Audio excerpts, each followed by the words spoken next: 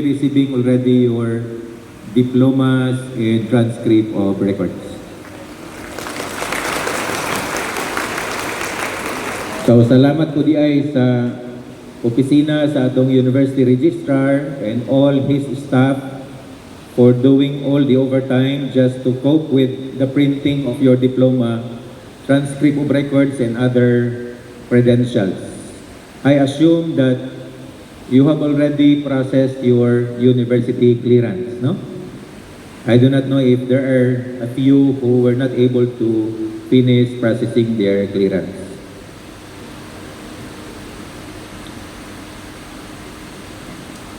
This Baccalaureate Service offers us time to reflect on your journey, particularly for our graduating students here in Central Mindanao University.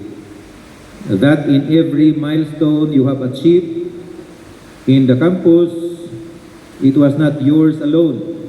Tama ba na? It was not yours alone because there was the constant support of your loved ones, your parents, relatives, spouses, no? The dedication and expertise of your professors and mentors, the values and above all, the grace of God.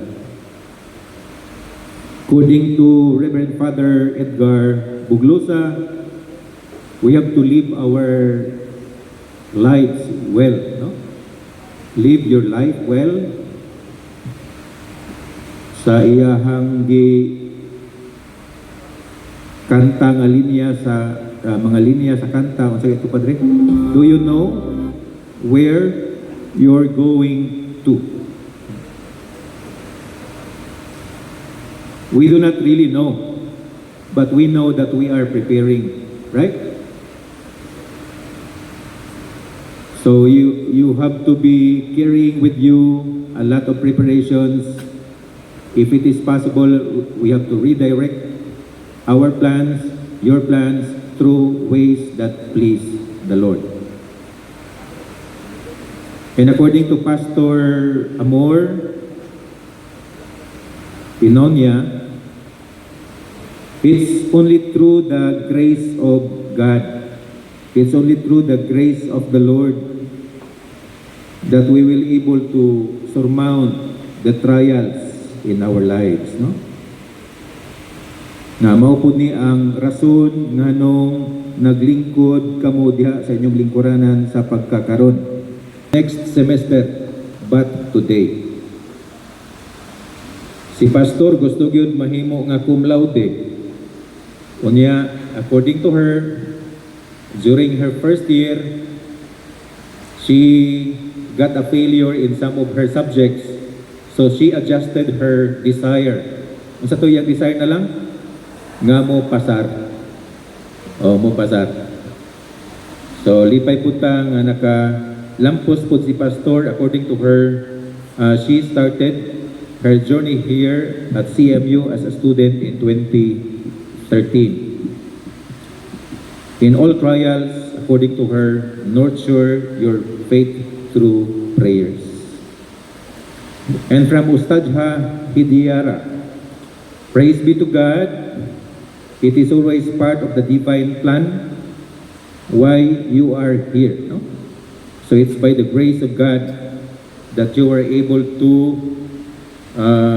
surmount all the obstacles, especially academic requirements in the university.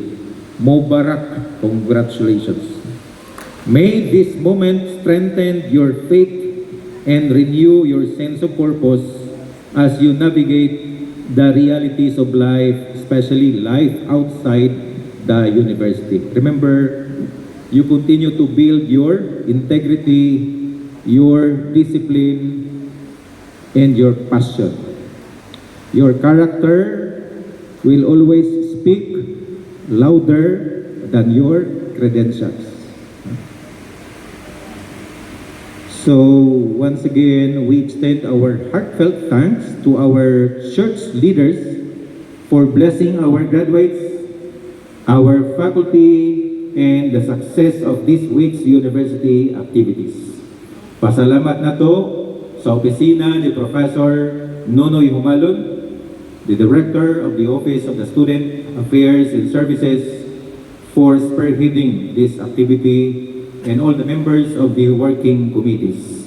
To all participating members of the CMU academic community, thank you very much for your attendance and support. Mabuhay tayong lahat.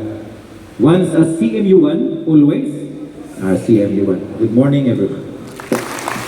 Thank you for your wonderful message, Dr. Eballe. May we request the college deans, the Director of the Office of Student Affairs,